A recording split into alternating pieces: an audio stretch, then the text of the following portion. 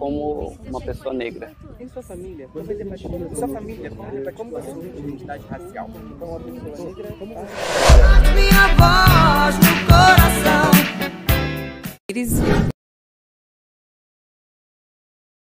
Na verdade, não é bem debatido, né? Porque a gente já cresceu ali naquele âmbito.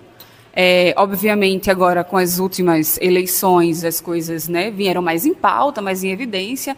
Então, acabou sendo mais discutido, mas não que seja uma coisa corriqueira.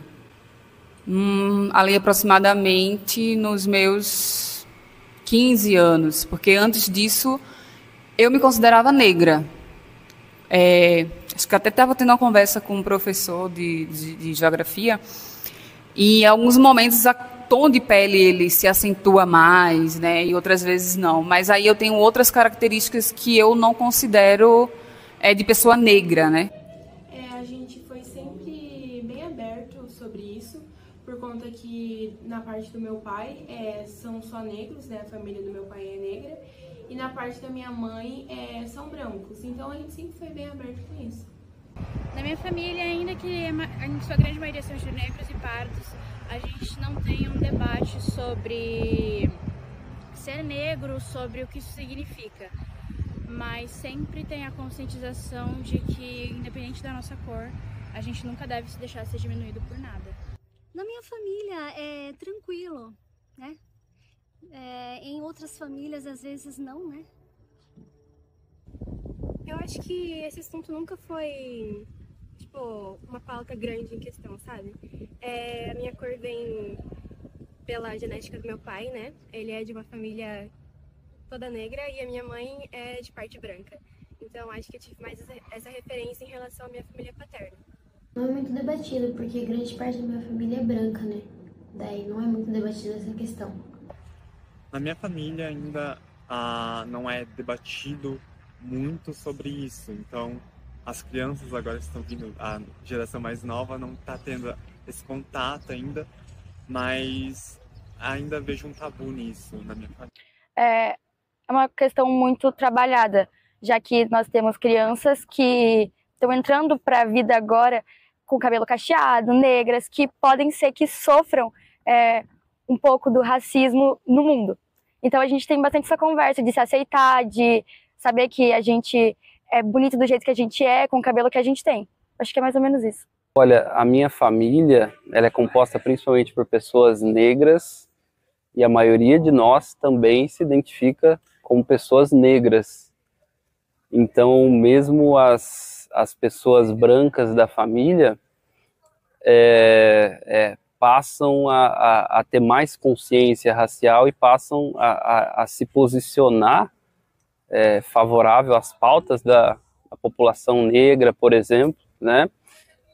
E eu acho que até a evitar, às vezes, discursos preconceituosos dentro do âmbito familiar. O cabelo ele é meio estranho, ele é cacheado, mas por dentro ele é meio liso, que assim, se você for puxar, não liso, né, mas estiradinho, assim. O nariz não é tão expressivo, a boca, enfim. Então, tive essas dúvidas ali entre os meus 9 anos até nos 15 eu me considerar parda. Quando eu tinha mais ou menos, acho que uns 6, 7 anos, quando eu sofri bullying, aí a minha mãe e o meu pai conversaram comigo e me explicaram que não era um problema eu ser desse jeito, eu ter um cabelo desse jeito, e que era normal e que eu deveria ter orgulho disso. Eu acho que desde pequena eu comecei a entender, eu sempre morei na cidade, então nas escolas eu via que eu era a mais excluída, que faziam piada com o meu cabelo, com o meu corpo, comigo.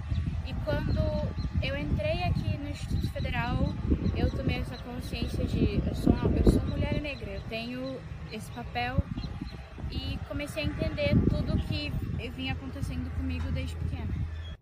Aos 13 anos de idade, eu tinha muita dificuldade, eu achava que quando eu colocasse uma roupa amarela, uma roupa mais forte,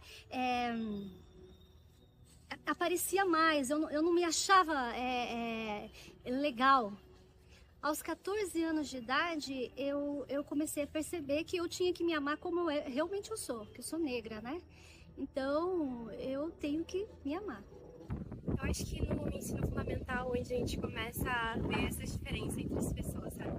Daí, é como se a gente notasse realmente que não tem igualdade entre essas partes. Depois que eu entrei pro IF, eu comecei a ter mais estudos, ter mais consciência sobre isso. Aí eu me aceitei como mulher preta. Eu morava no sítio, então quando eu morava ainda no sítio eu não tinha muito essa consciência.